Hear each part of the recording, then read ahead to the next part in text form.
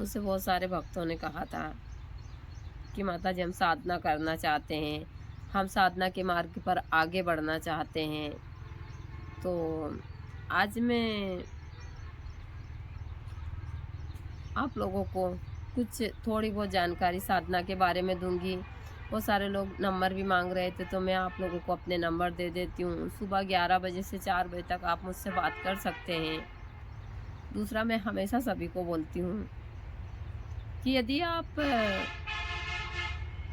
सही रास्ते पर है तो आपको जीवन में कोई परास्त नहीं कर सकता है। हमेशा इंसान को अच्छे रास्ते पर ही चलना चाहिए, चाहे कुछ भी हो जाए, कितनी भी परेशानियां आ जाए। मैं हमेशा आप लोगों को अपने अनुभव बताती रहती हूँ। मैंने बहुत कुछ सीखा है अपने जीवन से, और यही चीजें मैं आप लोगों को बताती रहती हूँ। सब लोग कहते हैं कि बादाम खाने से अकल आती है, यह हमारे यहाँ एक पुरानी कहावत हो गई है, लेकिन ऐसा नहीं है। इंसान को अकल आती है अपनों से धोखा मिलने से, बहुत सारी चीज़ों में परेशानियाँ, जब खुद को ठोकर लगती है और वह गिरता है और खुद से ही उठता है, कोई हाथ उसको उठाने वाला नहीं होता है। जब उसको अपने पराये की समझ आती है, ठोकर खाने से अकल आती है, यह सारी चीज़ें उसी हिसाब से होती है। यदि आप बहुत सारे डिप्रेशन में, टेंशन में हैं, तो आप कितना भी काजू बादाम खा लीजिए, ना तो आपका दिमाग चलेगा, ना आपका शरीर उस हिसाब का होगा। और यदि आप टेंशन फ्री है, सारी चीज़ों से मुक्त है, तो आप चटनी रोटी खाकर भी स्वस्थ रह सकते हैं। यहाँ एकदम 100% सत्य है। तो देखिए, मैं हमेशा सभी को बोलती हूँ कि मैं जो जानकारियाँ है वह उसी हिसाब से देती हूँ। यदि सही होती है तो ही मैं उस जानकारी को देती हूँ, वरना कुछ भी हो जाए मैं इन चीज़ों को नहीं देती हूँ। आगे से मेरे ब्लॉग अब डेली आएंगे, क्योंकि मैं सारे काम से फ्री होकर आप लोगों को तंत्र मंत्र जड़ी बूटियों की जानकारी जितना हो सकता है, अध्यात्म से संबंधित जो टूटी फूटी थोड़ी बहुत जानकारी जो मुझे गुरुजी ने दी है, मैं आप लोगों के साथ ज़रूर शेयर करूँगी, कि आप लोग भी इन जानकारियों से, इन अनुभवों से अपने जीवन में बहुत कुछ। जय माता दी सभी को। हर हर महादेव। जैसा मैंने बताया कि मैं काफ़ी दिन से अभी बिजी चल रही थी बाबा की शादी में, अब मैं फ्री हुई हूँ। अब मैं आगे से आप लोगों को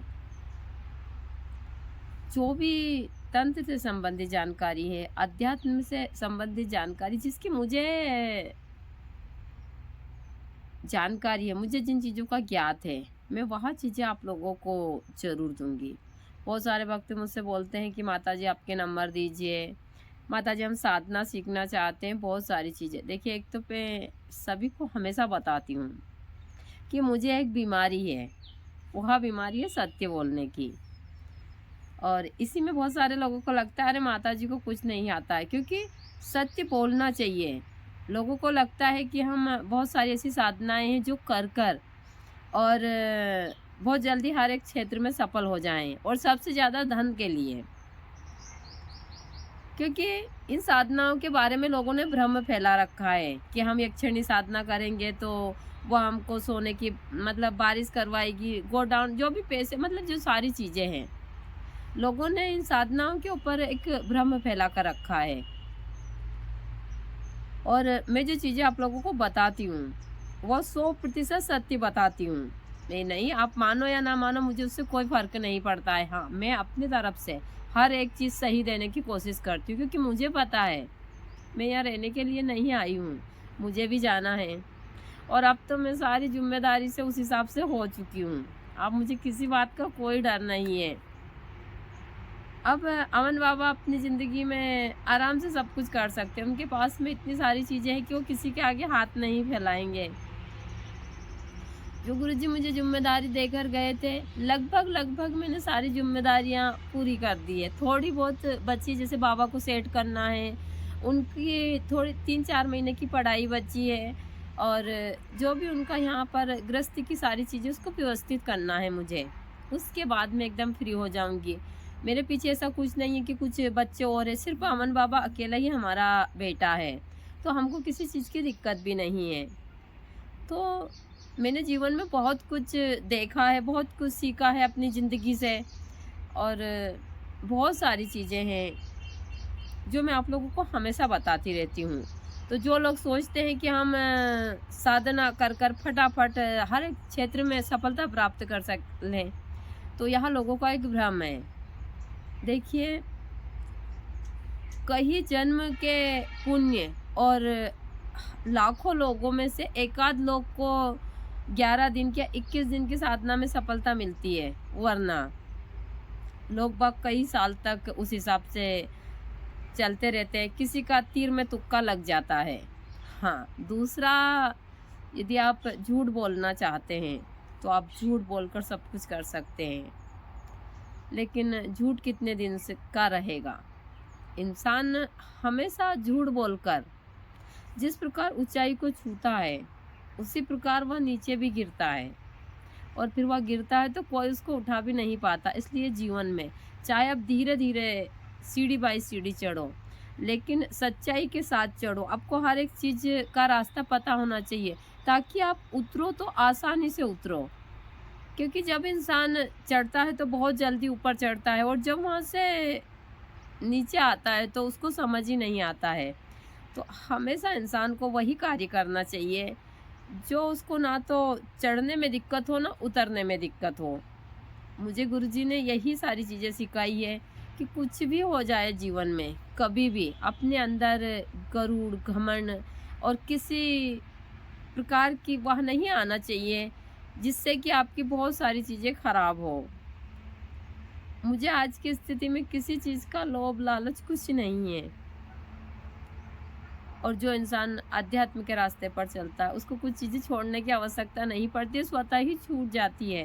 क्योंकि ईश्वर की ऐसी कृपा होती है उसके ऊपर कि वह हर एक चीज़ में उस हिसाब का होता है। हाँ, ऐसा नहीं है मैं गलत सहन, जो गलत होता है उसको मैं सहन नहीं कर सकती। गलत है मैं मुंह के ऊपर बोलती हूँ। किसी की मर्जी हो तो मुझसे वह इंसान जुड़े या न जुड़े, मुझे कोई फ़र्क नहीं पड़ता, और सत्य बोलना चाहिए। तो जो लोग भी साधना करना चाहते हैं, साधना के मार्ग पर आगे बढ़ना चाहते हैं, उन लोगों को गुरु के सानिध्य में रहकर कंटिन्यू साधना करनी चाहिए।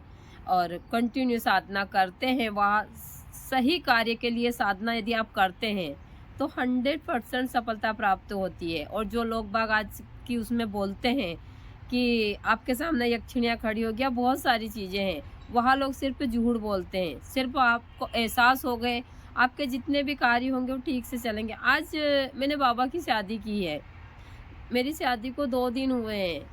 मैंने जितना भी शादी का सारी चीज़ें, फंक्शन वगैरह का सारा बकाया मैंने 2 दिन में कर दिया है, क्योंकि मैंने अपने ऊपर एक उधार नहीं रखा है। बाबा की शादी उस प्रकार से की है, बाबा की शादी में कोई दिक्कत नहीं आई है, यही भगवती की कृपा होती है।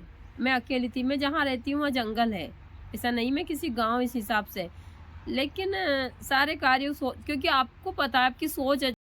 इतनी सुबह कौन चने खाता है, लेकिन माँ प्रकृति की कृपा है जो मैं सुबह के समय भी ये सारी चीज़ें करती हूँ। घूमने आती हूँ तो खेतों में ऐसे ही चने हैं, थोड़े बहुत खा लेती हूँ, मसूर है, सारी चीज़ें हैं।